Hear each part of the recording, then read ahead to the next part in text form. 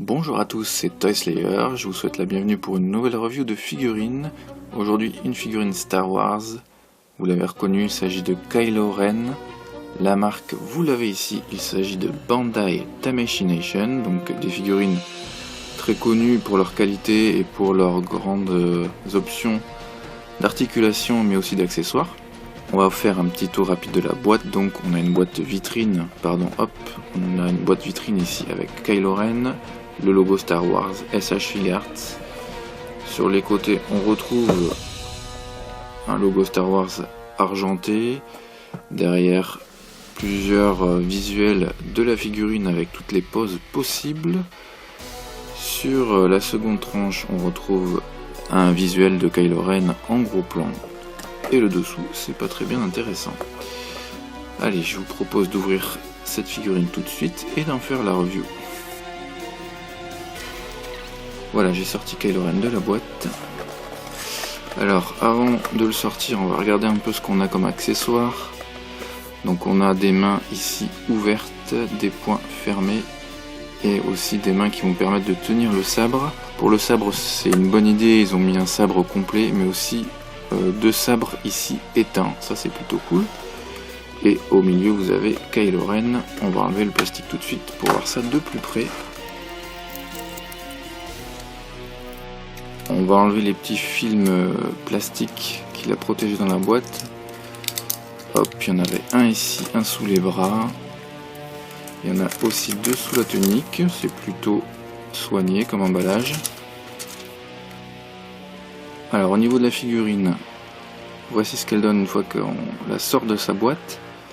Donc pas de tissu ici comme pour les figurines Hasbro Black Series. Ici ce sont des parties de plastique souple comme ça, qui simulent en fait l'effet tissu.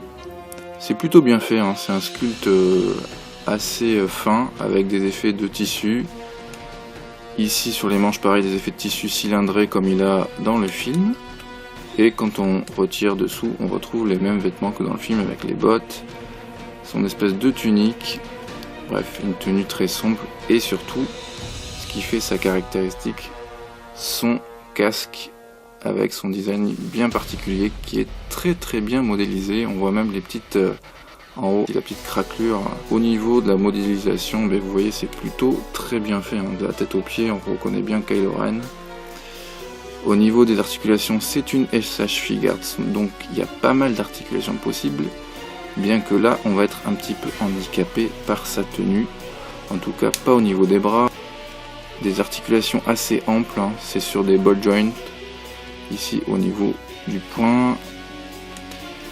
Par contre voilà, les jambes, le problème c'est qu'elles vont être obstruées par les vêtements, sinon on retrouve les articulations classiques d'une SH Figuarts ici avec le bout des pieds, tibia, genou, cuisse.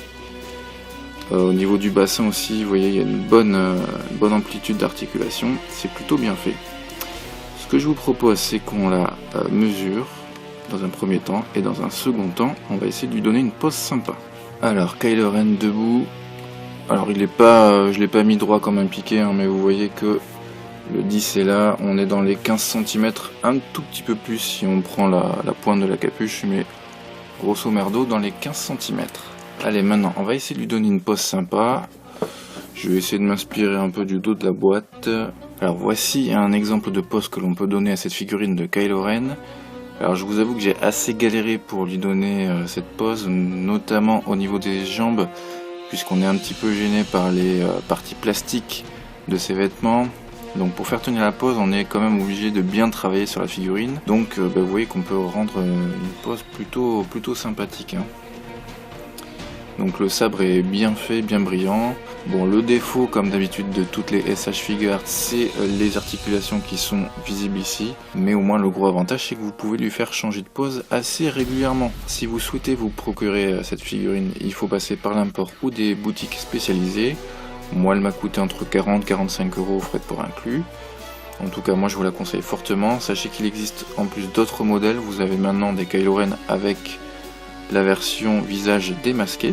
J'espère que cette petite review vous a plu. Je vous dis à très bientôt pour une nouvelle vidéo de review de figurines. Ciao.